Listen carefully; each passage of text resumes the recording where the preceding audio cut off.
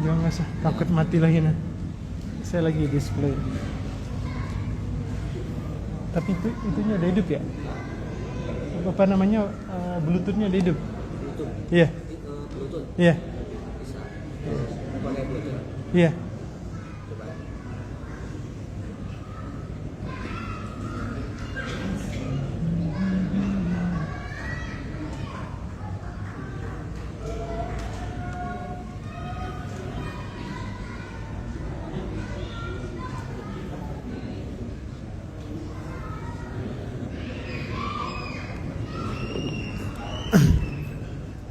Sambil proses nggak apa. Baik. A'udzu billahi minasyaitonir rajim. Bismillahirrahmanirrahim. Assalamualaikum warahmatullahi wabarakatuh.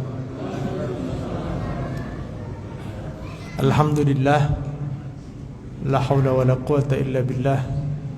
Asyhadu an la ilaha illallah wahdahu la syarika lah. Wa asyhadu anna Muhammadan abduhu wa rasuluh la nabiyya wa la rasula ba'dah. Hadirin jamaah masjid yang dirahmati dan dimuliakan oleh Allah Subhanahu wa taala. Bersyukur kita kepada Allah, kita masih diberikan kesempatan. Ada tulisan yang terdisplay di screen itu tadi saya baca. Berbuat baiklah mumpung masih diberi kesempatan. Nah, alhamdulillah kita sedang melakukan kebaikan-kebaikan itu. Di antaranya kita melakukan ketaatan untuk menunaikan menjalankan sholat maghrib berjamaah. Bapak dan Ibu semuanya, pertemuan di hari Selasa minggu keempat dilanjutkan dengan pembahasan di kitab Al-Adab Al-Mufrad.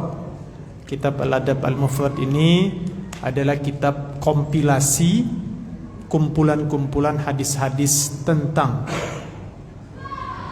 sikap, perilaku, kebiasaan Nabi di dalam kehidupan sehari-hari, hal-hal yang berkaitan dengan kehidupan sosial Nabi, bagaimana Nabi berkomunikasi dengan tetangga, bagaimana Nabi berkomunikasi dengan orang yang tidak satu agama, bagaimana Nabi menyikapi kebiasaan-kebiasaan jahiliyah dahulu. Maka sebelum itu ada hadis yang memberikan penguatan kepada kita tentang bagaimana kehadiran kita di dalam majelis ilmu ini bukan sebuah kesia-siaan. Jadi saya yakin Bapak dan Ibu sering mendengar hadis ini sebagai penguatan bahwa kehadiran kita di setiap majelis ilmu itu sesuai yang disampaikan oleh Rasulullah di dalam hadisnya, ma istama'a qaumun fi baitin min buyutillah yatsluna kitaballah wa yatadarasunahu. Tidak berkumpul umatku di dalam fi baitin min buyutillah, di rumah-rumah Allah, wa yatsluna kitaballah. Yatsluna kitaballah itu artinya membaca kitab-kitab Allah, mengkaji, menyimak, mendengarkan dan seterusnya. Wa yatadarasuna bainahum, kemudian saling belajar, kemudian saling mendengarkan di antara mereka. Maka apa ganjarannya? Maka apa imbalan yang kita dapatkan? Illa nazalat alaihimus sakinah, maka tidak diturunkan kepada kita, kepada mereka yang hadir di dalam majlis ilmu itu, illa nazalat alaihimus sakinah, kecuali datang kepada mereka ketenangan. Ini sesuai dengan lagunya Opik. Maka di antara ketenangan batin yang ingin kita dapatkan, jika kita ingin mendapatkan ketenangan batin, maka kita harus berkumpul dengan orang-orang soleh. Illa nazalat alaihimus sakinah. Kemudian yang kedua, wa ghasyiyatuhumur rahmah. Yang kedua, ini kita ini sekarang ini nanti mudah-mudahan dicurahkan oleh Allah rahmatnya. Kemudian yang ketiga, wa khafathumul malaikah, dikelilingi malaikat. Apa tujuan malaikat mengelilingi mereka yang hadir di dalam majelis ilmu? Wa dzakara fi ma indahum, tujuannya nama mereka satu persatu disebut oleh Allah, mudah-mudahan mendapatkan ketenangan. mendapatkan rahmat dari Allah Subhanahu wa taala. Ini diantara penguatan dan motivasi ketika kita hadir di semua majelis ilmu. Mudah-mudahan kita benar-benar mendapatkan apa yang sudah dijanjikan oleh Rasulullah di dalam hadisnya. Bapak dan Ibu jamaah yang dirahmati dan dimuliakan oleh Allah Subhanahu wa taala, pembahasan di dalam kitab Al-Adab Al-Mufrad terakhir sebelum Ramadan itu, sebelum jeda waktu di bulan suci Ramadan, pembahasannya tentang kita dianjurkan dan diarahkan serta dituntunkan oleh Rasulullah untuk mengenali nasab. Maka sub yang berikutnya yang disampaikan oleh Imam Al-Bukhari di dalam kitab Al-Adab Al-Mufrad ini tentang keutamaan mengasuh anak perempuan. Jadi subtema pembahasan di kitab Al-Adab Al-Mufrad ini, temanya adalah, subtemanya adalah keutamaan mengasuh merawat anak perempuan. Karena nanti ada kronologis kenapa kok anak perempuan di dalam hadis ini. Nanti ada rentetan ayat Allah menyebutkan perempuan dulu baru laki-laki. Ini bukan masalah siapa yang mesti untuk kita berbakti. Ini hadis yang sebelumnya. Tetapi ini tentang bagaimana tradisi serta kebiasaan orang Arab jahiliyah. Nanti ada Quran surat An-Nahl dari ayat 57 sampai ayat 59. Di sana nanti Allah memberikan keterangan bagaimana kebiasaan, bagaimana tradisi orang-orang jahiliyah dulu. Ya, kemudian nanti ada sebuah kisah dan riwayat yang ingin sama-sama kita sharing, yaitu tentang bagaimana Umar bin Khattab, yang ini sebagian ulama, ada sebagian perawi hadis meriwayatkan ataupun memberikan nilai kepada hadis ini, hadisnya dhaif dan batil gitu. Tentang Umar bin Khattab yang ketika berkumpul dengan para sahabatnya, suatu saat dia tertawa dan suatu saat juga dia menangis gitu. Tapi diyakini hadis ini hadis batil gitu. Karena Umar bin Khattab di dalam hadis yang batil yang sering dibicarakan dan disampaikan di setiap ceramah itu, ketika Umar bin Khattab ketawa, alasannya kenapa? Karena ketika masa jahiliyah, ini di dalam kisah yang batil itu, yang dusta itu, yang perlu kita luruskan. Yaitu Umar bin Khattab ketawa karena kebiasaan ketika jahiliyah mereka membuat patung berhala dari makanan. Ketika mereka lapar, maka patung dan berhala itu mereka makan. Itu ketawanya.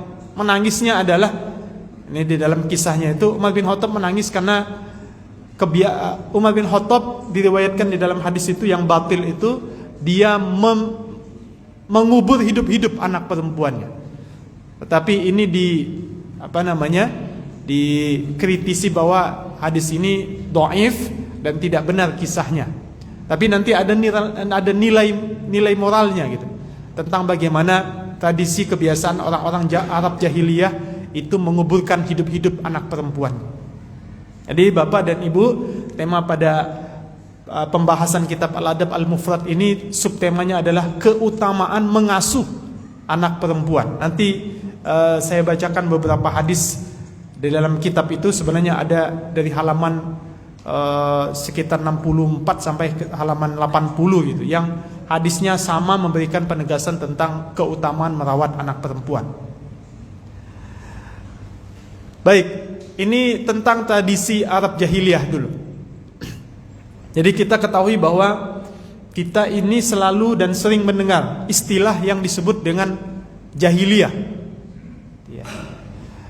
yang mesti kita ketahui bahwa penyematan nama jahiliyah itu bukan karena kemunduran dari sisi ilmu pengetahuan dan ekonominya, tetapi yang disebabkan mengapa mereka disebut atau disematkan bangsa mereka atau keturunan mereka atau kelompok mereka dan komunitas sosial mereka digelari dengan disebut jahiliyah itu karena kemunduran sosialnya.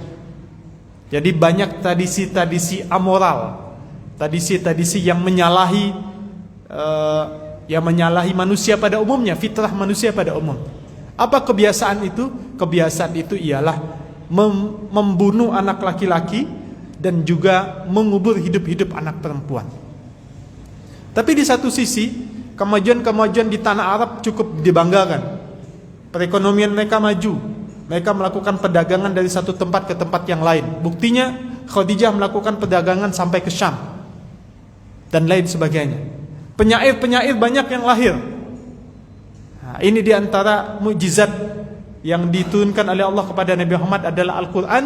Tujuannya adalah untuk memberikan penguatan bahwa Al-Quran itu adalah sastra yang tidak bisa ditandingi oleh para penyair pada waktu itu. Ini kemajuan-kemajuan, tapi di satu sisi ada kemunduran. Kemunduran itulah adalah perbuatan-perbuatan amoral yang dilakukan oleh tradisi atau kebiasaan-kebiasaan oleh Arab jahiliyah. Apa? Membunuh anak laki-laki dan mengubur hidup-hidup anak perempuan. Apa alasan mereka membunuh anak perempuan? Di sini saya sebutkan Imam Fakhruddin Ar-Razi di dalam kitabnya ada 3 alasan mengapa mereka membunuh anak perempuan. Yang pertama, khawatir mereka ditimpa kemiskinan. Jadi mengapa mereka melakukan pembunuhan atau mereka mengubur hidup-hidup anak perempuan? Karena mereka khawatir ditimpa kemiskinan. Lantas syariat Islam dengan Al-Quran langsung memberikan counternya, langsung memberikan penguatan dan konfirmasi supaya kita sebagai orang tua ini untuk mengkritisi apa yang terjadi pada masa jahiliyah itu, supaya kita tidak khawatir dengan rezeki. Maka disebutkan di dalam Quran surat di dalam Quran surat Al-An'am, ya, yang bunyi ayatnya, kalian nahnu narzuqukum wa iyyakum. Jadi kalian jangan khawatir tentang bagaimana rezeki nanti, bagaimana anak itu ke depan. Nah, jadi Al-Quran sudah memberikan konten tentang bagaimana kekhawatiran itu ada. Jadi mereka khawatir kepada anak perempuan mereka. Maka di dalam ayat-ayat di Quran surat Al-An'am ayat 151 Allah menjelaskan, Qul ta'alau atslu ma harrama rabbukum 'alaikum alla tusyriku bihi syai'a. Allah sudah memberikan memberikan keterangan, hei orang musyrik, orang kafir Quraisy, Qul ta'alau atslu ma harrama rabbukum 'alaikum. Janganlah kalian melakukan perbuatan haram. Yang pertama adalah alla tusyriku bihi syai'a. Jangan kalian mensekutukan Allah. Yang kedua adalah wabil walidaini ihsana. Berbuat baik kepada kedua orang tua. Yang ketiga wala taqtulu auladakum. Janganlah kalian membunuh anak laki-laki. Min imlaq. Kenapa membunuh anak laki? Karena khawatir rezekinya mereka. Karena khawatir nanti mereka akan datang kemiskinan. Nahnu narzuquhum wa iyyahum. Karena yang memberikan rezeki itu kata Allah, saya dan kami yang akan menjamin kehidupan mereka. Nah, ini tentang kekhawatiran yang terjadi kepada orang tua tentang bagaimana mereka ketika memiliki anak perempuan. Yang ketiga, ketika dewasa, anak ini tidak bisa bekerja. Ya. Anak perempuan, ini pandangan dan perspektif orang masyarakat jahiliyah ketika itu. Tapi di dalam penjelasan beberapa tafsir, tidak semua orang Arab jahiliyah ketika itu membunuh anak laki-laki dan mengubur hidup-hidup anak perempuan. Di dalam sejarah itu disebutkan setidaknya ada 3 atau 4 qabilah saja. Gitu. Ada 3 dan 4 qabilah. Buktinya, tadi yang merespon tentang kisah Umar bin Khattab yang mengatakan mengubur hidup-hidup anak perempuannya, karena Umar bin Khattab itu kita tahu punya anak perempuan yang bernama Hafsah. Hafsah itu yang nanti yang menjadi istrinya Rasulullah, satu di antara istrinya Rasulullah. Kemudian ada lagi adik perempuannya, ya, adik perempuan Umar bin Khattab. Tanda kalau keluarga Umar bin Khattab itu tidak menguburkan hidup-hidup anak perempuan.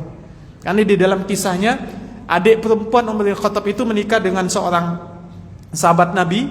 Ketika ingin mendatangi Rasulullah, terlebih dahulu dia mendatangi adiknya ini, adik perempuannya. Adik perempuannya Umar bin Khattab, ketika dia ingin masuk rumah, sebelum dia masuk, di dalam kisahnya ini populer sekali dan sangat masyhur sekali. Adiknya ketika itu sedang membaca Al-Quran, satu mushaf gitu.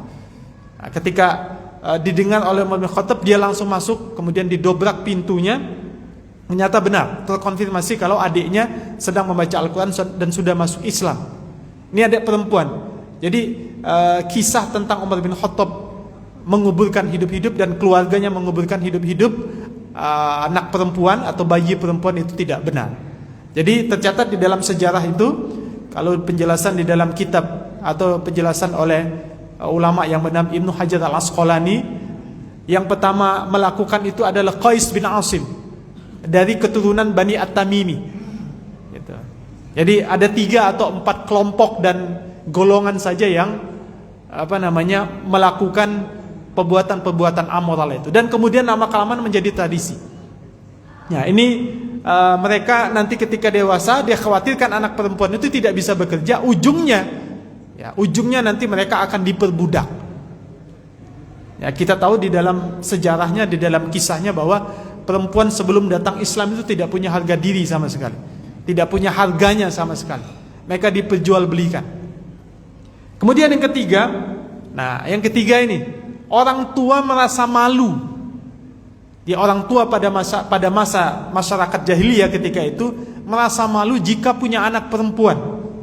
Ya. Kenapa? Karena anak perempuannya nanti akan menjadi tawanan. Buktinya di dalam Al-Quran, ya, Allah menjelaskan di dalam Quran surah An-Nahl, wa idza busyira ahaduhum bil untha dhalla wajhu muswaddan wa huwa kadhim. Jadi anak perempuan itu, orang-orang pada masa masyarakat jahiliyah itu, ketika dikabarkan dan ketika tahu bahwa si perempuan itu hamil, kemudian diketahui bahwa nanti akan melahirkan anak perempuan, di dalam ayat ini disebutkan wa idza busyira ahaduhum bil untha, ketika dikabarkan berita gembira kepada mereka dengan jenis kelamin anak perempuan itu, jenis kelamin si anak itu adalah perempuan, apa yang nampak? Dhalla wajhuhu muswadda. Maka muka orang tuanya itu enggak senang gitu. Dhalla wajhuhu muswadda, bahkan hitam gitu. Yang menampakkan ketidaksenangan kalau punya anak perempuan itu aib. Nah, ini alasan mengapa mereka menguburkan hidup-hidup anak perempuan. Tuh, jadi di Quran surat An-Nahl itu disebutkan dhalla wajhuhu muswadda. Wajahnya itu hitam gitu, tidak senang atau tidak suka. Wa huwa kadhim, dan marah gitu, enggak suka. Maka nanti ada ada penjelasan tentang bagaimana di Quran surat An-Nahl ayat 57 sampai ayat 59 ini ingin memberikan penguatan bahwa tradisi yang sudah dilakukan oleh pada masa masyarakat jahiliyah itu harus benar-benar ditentang dengan datangnya Islam. Ya, jadi ini tradisi yang dilakukan oleh pada masa masyarakat jahiliyah. Kemudian ini tentang memiliki anak. Karena kita sebagai orang tua, ya, walaupun kita bisa mengusahakan dari sisi manusiawi, itu maksudnya kita mengusahakan, mungkin dokter kandungan bisa menyarankan kalau mau punya anak laki-laki seperti ini, kalau mau punya anak perempuan seperti itu, dan seterusnya. Maka di Quran surat Asy-Syura ayat 49 sampai 50 tentang bagaimana kita tidak bisa memberikan, maksudnya kita tidak bisa memaksakan untuk mendapatkan jenis kelamin apa yang kita inginkan. Allah menjelaskan di dalam Al-Quran Asy-Syura ayat 49-50 ini, lillahi mulkus samawati wal ard yakhluqu ma yasha. Ya, Allah menjelaskan kepunyaan Allah lah kekuasaan langit dan bumi. Kemudian yakhluqu ma yasha, Allah menciptakan apa yang Dia kehendaki. Kemudian berikutnya yahabu liman yasha, Allah memberi kepada siapa yang Ia kehendaki. Tentang bagaimana jenis kelamin kepada anak yang orang tua inginkan. Apa yang pertama ini tadi saya sampaikan, mengapa Allah menyebutkan yang pertama adalah inatha. Jadi Allah menjelaskan yahabu liman yasha inatha. Kehendak Allah kalau Allah ingin memberikan jenis kelamin kepada orang tua itu, anaknya yang pertama mungkin si perempuan. Yahabu inatha, yahabu liman yasha inatha, wa yahabu liman yasha adz-dzukur. Dan kehendak Allah lah yang memberikan jenis kelamin, apakah itu perempuan, apakah itu laki. Tetapi di rentetan atau di tahapan ayat ini, Allah pertama kali menyebutkan inatha, baru setelah itu adz-dzukur. Tujuannya adalah, para mufassir menjelaskan kenapa Allah menyebutkan dulu inatha, baru setelah itu adz-dzukur, perempuan dulu baru setelah itu laki-laki, ingin memberikan penguatan bahwa memiliki anak perempuan itu bukan sebuah aib, bukan sebuah malu, bukan sebuah cacat moral dan cacat sosial. Nanti maka ada hadis-hadis yang memberikan penguatan bahwasannya orang yang memiliki anak perempuan 1 dan bahkan 2 di dalam ayat ini, dalam hadis itu, nanti dia akan mendapatkan hijaban minan nar. Dia akan mendapatkan sebagai penghalang dari api neraka. Kemudian ini ayat yang menjelaskan tentang bagaimana kedudukan perempuan.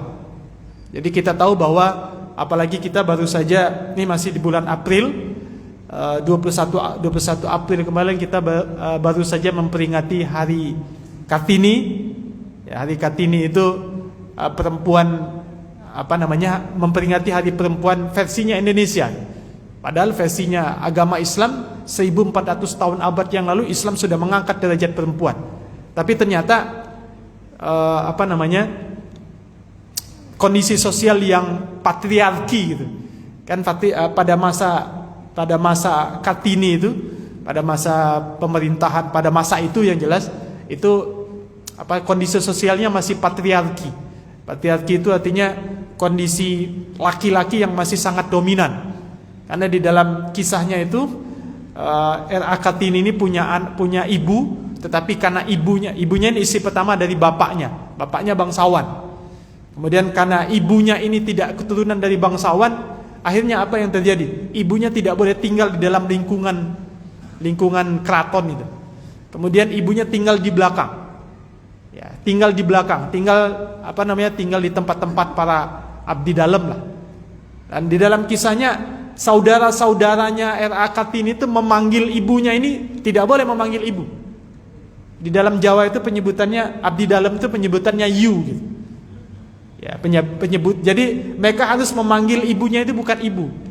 Mereka memanggil ibunya itu yu. Yu itu adalah penyebutan mereka yang mengabdi atau yang berkhidmat sebagai abdi dalam di dalam keraton gitu. Nah, itu kan kisah R.A. Kartini. Tetapi R.A. Kartini berusaha bagaimana ingin mendobrak tradisi patriarki itu.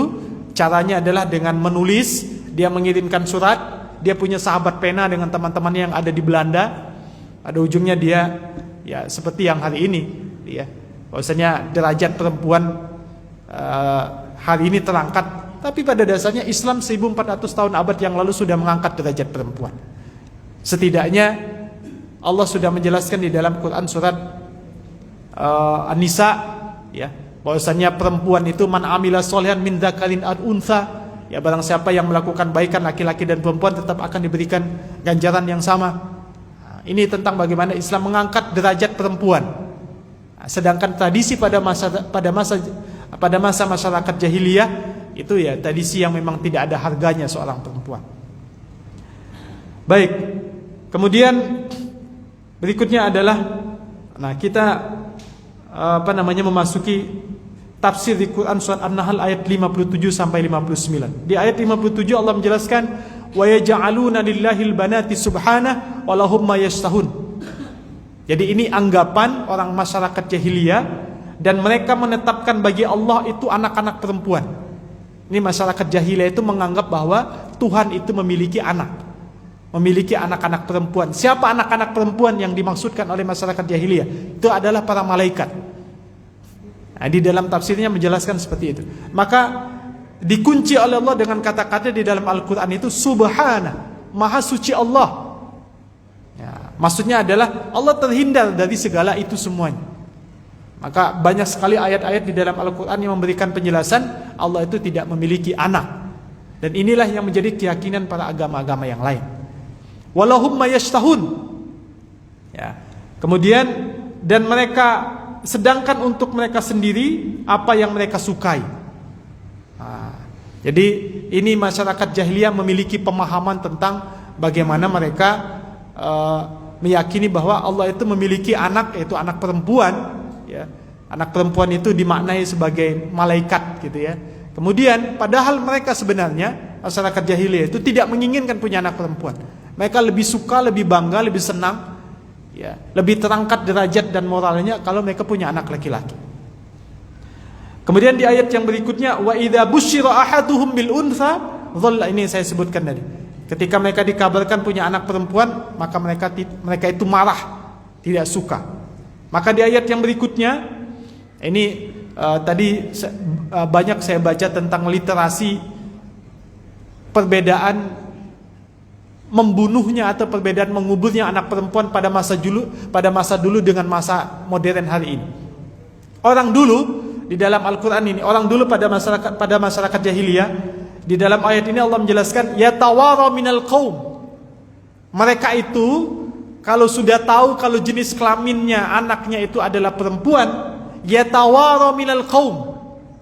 Yatawara minal qaum, mereka menyembunyikan diri dari orang banyak. Maksudnya mereka mengisolasikan diri, kabur dari kampungnya. Karena malu punya anak perempuan. Gitu. Yatawara minal qaum min su'in ma busyira bih. Mereka menghindarkan, menjauhkan diri dari kelompok dan masyarakatnya mereka karena dikasih tahu kabar gembira bahwa mereka punya anak perempuan. Nah, ini tradisi zaman dulu gitu. Tapi sekarang kan ya, hari ini literasi jurnal yang saya baca itu perbedaan tradisi pada masa masyarakat jahiliyah yang mereka itu malu kalau punya anak perempuan, kemudian mereka menjauhkan diri. Tapi hari ini ya yang terjadi bukan seperti itu. Hari ini malah terang-terangan. Dan pada waktu lalu di daerah Jakarta Pusat itu beritanya ada praktek aborsi yang luar biasa sekali. Ternyata ketika ditemukan, dibongkar di bawah tempat prakteknya itu ada ribuan janin yang sudah dimatikan. Itu lebih dahsyat lagi. Kalau mereka pada masyarakat jahiliyah sudah punya anak baru setelah itu dikuburkan. Tapi ini enggak. Sebelum punya anak masih berbentuk janin sudah dimatikan. Ini perbedaan perbuatan amoral yang terjadi pada masyarakat jahiliyah zaman dulu dengan modern hari ini. Kemudian ayumsikuhu ala hunin am yadussuh. Ya. Apakah dia akan memeliharanya dengan menanggung kehinaan ataukah menguburkannya ke dalam tanah? Jadi ada dua pilihan mereka pada masa masyarakat jahiliyah. Antara mereka terus merawat anak perempuannya dengan menanggung kehinaan atau menguburkan hidup-hidup. Gitu. Am yadussuhu fit turab ala sa'a ma yahkumun, dan itu sangat berat sekali. Dan itu sangat buruk sekali dengan apa yang mereka sudah lakukan. Nah, ini tafsir di dalam Quran surat An-Nahl ayat 57 sampai 59 ini memberikan penjelasan bahwa apa yang sudah dilakukan oleh pada masa masyarakat jahiliyah itu menjadi pelajaran bagi kita. Bahwa punya anak laki-laki alhamdulillah, punya anak perempuan juga alhamdulillah. Gitu. Nah, kemudian apa inti kandungan atau tafsir di dalam Quran surat An-Nahl 57-59? Yang pertama adalah ingin mengecam bahwa syirik dan penyelewengan akidah. Apa penyelewengan akidahnya? Penyelewengan akidahnya yang pertama tadi di Quran 57 ayat 57 tadi, mereka menganggap bahwa Tuhan memiliki anak perempuan, yaitu tadi malaikat. Ya, jadi kandungan yang pertama adalah ingin memberikan kecaman bahwa itu adalah perbuatan syirik, penyimpangan akidah. Qul huwallahu ahad, Allahus samad, sampai selesai. Kemudian yang kedua adalah mengecam budaya jahiliyah yang menganggap bahwa anak perempuan itu aib. Yang ketiga adalah menegaskan bahwa anak perempuan itu adalah karunia dari Allah. Apapun yang diberikan oleh Allah itu semuanya kehendak dari Allah, baik laki-laki maupun perempuan. Nah, ini di antara kandungan di Quran surat An-Nahl ayat 57 sampai 59 tentang tradisi pada masa masyarakat jahiliyah.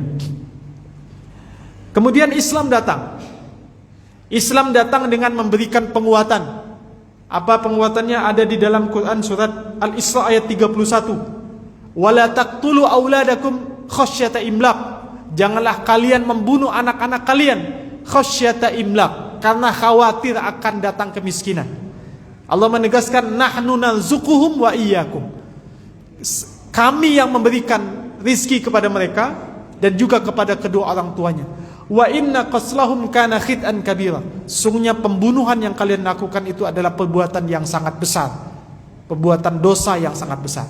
Karena membunuh itu adalah perbuatan atau dosa besar. Jadi kita tahu Islam datang dengan membawa ajaran yang mengembalikan fitrah manusia kepada yang aslinya. Apa fitrah manusia yang aslinya?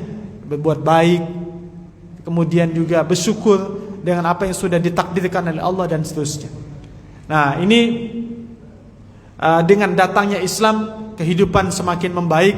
Tradisi-tradisi itu sudah hilang. Ya, tradisi-tradisi itu sudah tidak ada. Kemudian yang berikutnya adalah alasan Islam perhatian pada pendidikan anak perempuan. Nah, ini yang pertama adalah karena ada sebagian orang yang kurang suka dengan anak perempuan seperti pada masa jahiliyah. Ya. Anak wanita itu adalah ujian karena umumnya tidak banyak yang tidak suka. Jadi menganggap bahwasanya anak perempuan itu ya lebih berat merawatnya, menjaganya lebih berat. Kemudian yang kedua adalah nafkah yang diberikan kepada anak perempuan lebih banyak. Yang ketiga, mendidik anak perempuan bebannya berat dibandingkan dengan anak laki-laki. Karena anak perempuan itu kan kemana-mana jadi pertimbangan orang tua, risau, khawatir, takut kalau terjadi apa-apa. Bukan berarti anak laki-laki tidak, ya, tapi kekhawatiran kepada anak perempuan lebih tinggi.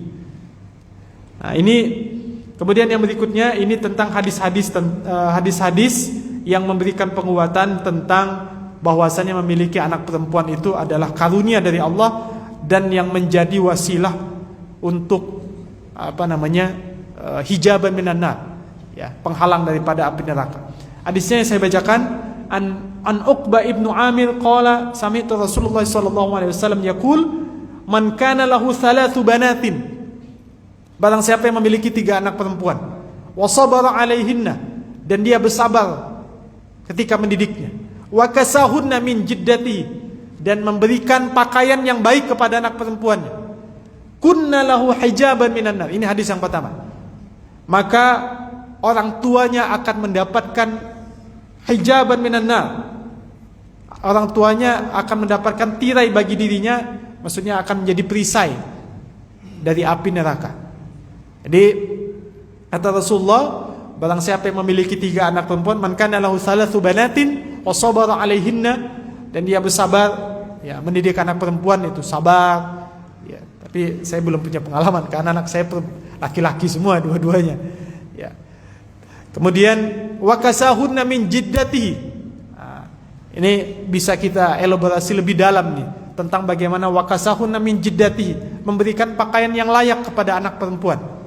Gitu. Karena walaupun memang ya wala taziru waziratu wizra ukhra, ya. Jadi anak perempuan itu harus diberikan pakaian yang baik, harus diberikan ya contoh-contoh dan teladan yang baik, ya. Ini wakasahunna min jiddatihi kalau ditinjau dari kehidupan hari ini ya luar biasa kan, pakaian yang mode fashionnya luar biasa, gayanya ya banyak lah gitu ya. Modelnya banyak. Kunna lahu hijaban minan nar, maka orang tuanya nanti akan mendapatkan perisai dari api neraka, hanya terhindar daripada api neraka. Kemudian yang hadis berikutnya, hadis yang kedua, an Syurahbil qala sami'tu Ibnu Abbas anin Nabi sallallahu alaihi wasallam qala ma min muslimin. Ya. Tapi tidak hanya orang tua, nanti di dalam hadis ini tidak hanya orang tua. Orang lain ketika misalnya merawat, dikisahkan di dalam hadis ini, misalnya dia punya saudara, orang tuanya sudah meninggal, kemudian dia mengambil asuhnya anak perempuannya, dirawat, dijaga sampai dinikahkan gitu. Maka itu sama juga dia akan mendapatkan hijaban minan nar. Nah, di hadis ini ma min muslimin tudrikuhu ibnatani. Kalau tadi 3. Babnya nanti ada sahabat yang bertanya, kan itu 3 Rasul. Kalau saya punya anak 2 bagaimana? Apakah tetap akan menjadi perisai bagi diri saya di akhirat kelak dari api neraka? Ma min muslimin tudriku ibnatani fayuhsinu suhbatuhuma. Muslim yang memiliki 2 anak perempuan, ibnatani. Maka kalau laki-laki kan nama Ahmad bin. Ya, kalau perempuan berarti binti. Tradisi dan kebiasaan kita mungkin belum gitu ya. Binti dan bin itu disematkan ketika mungkin sudah dituliskan di batu nisan gitu ya, biar tahu bapak dan ibunya. Kalau di Malaysia itu namanya mereka sudah tertera nama binnya gitu. Ya. Nah, ini Ma min muslimin tudriku ibnatani fayuhsinu suhbatuhuma. Punya orang muslim mempunyai 2 anak perempuan, fayuhsinu suhbatuhuma. Dia melakukan pergaulan dengan baik, menjaga, merawat, memberikan pendidikan. Illa adkhalatahu al-jannah. Tidak dimasukkan dia kecuali ke dalam surganya Allah Subhanahu wa taala. Ini tentang penguatan sekali lagi bagaimana Islam memberikan penguatan kalau punya anak perempuan itu bukan sebuah aib. Hadis yang ketiga, man kana lahu 3 banatin yu'wihunna. Ini berbeda lagi matan hadisnya. Barang siapa yang mempunyai 3 anak perempuan, ia lindungi, yu'wihunna wa yakfihunna, ia cukupi. Sandang, pangan, papan dicukupi. Pendidikan ini kalau dilihat hari ini ya, asuransi pendidikannya, asuransi kesehatan, jaminan-jaminan yang lain diberikan kepada anaknya. Yu'wihunna wa yakfihunna wa yarhamuhunna. Dia kasihi, dia sayangi. Faqad wajabat lahul jannah. Ditambah dengan kata-kata battah. Di dalam matannya ini disebutkan faqad wajabat lahul jannatul battata. Jadi kalau dalam bahasa Arab itu menyebutkan sesuatu yang benar-benar, itu diantara penyebutan adalah battatun. Kalau ditanya misalnya apakah sudah makan, lam akul battata, saya belum makan sama sekali. Maksudnya belum makan sama sekali ya, sebutir nasi pun mungkin belum masuk. Jadi kata-kata batta itu maksudnya ingin menegaskan benar-benar. Maka di dalam hadis ini sebutkan faqad wajabat lahul jannatu battata. Maka diwajibkan bagi dirinya memasuki surga, benar-benar akan masuk surga.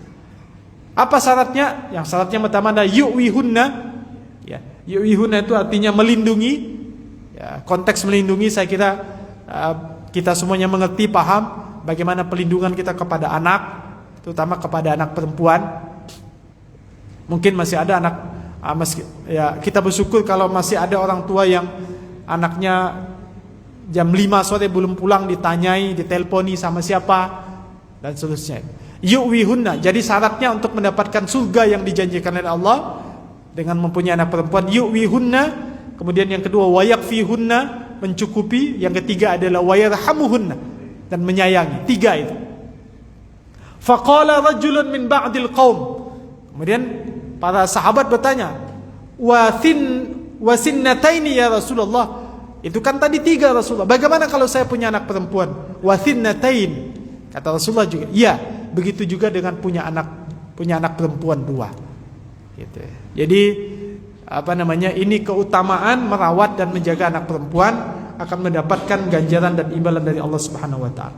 Hadis yang keempat, la yakunu li ahadin 3 banatin aw 3 akhawatin fayuhsinu ilaihinna illa dakhala al-jannah. Tidaklah seorang memiliki 3 anak perempuan atau 3 saudara perempuan, lalu ia memperlakukannya mereka dengan baik, melainkan ia masuk surga. Nah, ini kalau tadi anak perempuan, kalau ini adalah ditambah juga dengan saudara perempuan. Gitu. Jadi tidak hanya anak perempuan, tetapi juga punya saudara perempuan. Maksudnya saudara sepupu, ya, saudara kandung, mohon maaf. Jadi punya saudara kandung, punya kakak atau punya adik, diingatkan, kemudian saling menjaga, saling merawat, saling menasehati, gitu ya. Itu juga balasan dari Allah Subhanahu wa taala, illa dakhalal jannah. Allah akan masukkan dirinya ke dalam surganya Allah. Hadis yang kelima, hadis yang disampaikan oleh haddatsani Musa ibnu Ulay an abihi anna Nabi sallallahu alaihi wasallam yaqul, ala adulluka ala azamis sadaqah. Maukah, kata Rasul, aku tunjukkan kepadamu, ala adulluka ala azamis sadaqah. Maukah aku tunjukkan kepadamu sedekah yang paling besar? A'zam. A'zam itu artinya paling agung, paling besar. Au min a'zamis sadaqah, atau sedekah yang paling tinggi imbalan. Qala bala ya Rasulullah. Qala ibnatuka mardudatan ilaika laisa laha kasibun ghairaka. Nah, ini tadi yang saya maksudkan dengan kalau ada saudara, misalnya saudara adiknya atau abangnya punya anak perempuan, kemudian orang tuanya mungkin sudah meninggal semuanya, kemudian dengan rela hati, dengan kesukaan dan keriduan, dia ambil anak perempuan tadi, dia rawat layaknya anaknya sendiri. Maka inilah yang disebutkan oleh Rasulullah a'zamu shadaqatin. Ya. Inilah yang disebutkan sebagai sedekah yang paling agung atau sedekah yang paling besar. Disebutkan ibnatuka mardudatan ilaika. Putrimu yang dikembalikan kepadamu, tidak ada yang memberi nafkah selain engkau. Artinya karena anak ini tidak ada yang menanggung, tidak ada yang merawat, tidak ada yang menjaga, dia yang akhirnya menjaga dan merawat. Dan inilah yang dicontohkan di dalam tradisi keluarganya Bani Abdul Muthalib. Jadi Abdul Muthalib itu kita tahu punya anak banyak. Kemudian bapaknya Nabi Muhammad itu adalah Abdullah. Nah, Abdullah itu meninggal, orang tuanya meninggal semuanya, kemudian yang mengambil hak asuhnya adalah pamannya, gitu, dan paman-pamannya yang lain. Tapi yang lebih khusus adalah pamannya Abu Thalib. Bapak dan ibu semuanya yang dirahmati dan dimuliakan oleh Allah Subhanahu wa taala, ini hadis-hadis yang memberikan penguatan, yang memberikan konfirmasi kepada kita semuanya. Apapun yang sudah ditentukan oleh Allah takdir kepada kita memiliki anak laki-laki dan perempuan, khususnya anak perempuan, ini menjadi ladang pahala bagi kita agar kita benar-benar bisa menjaga dan merawatnya, dan mudah-mudahan itu menjadi wasilah agar Allah memasukkan kita semuanya ke dalam surga melalui wasilah kita menjaga dan merawat anak perempuan. Hadanallahu wa iyyakum ajmain. Segala kebaikan yang disampaikan benar datangnya dari Allah Subhanahu wa taala. Jika ada yang salah, lupa dan tidak elok, semuanya dari diri saya sendiri. Nasrun minallah, fathun qarib, wa basyiril mu'minin. Wassalamualaikum warahmatullahi wabarakatuh.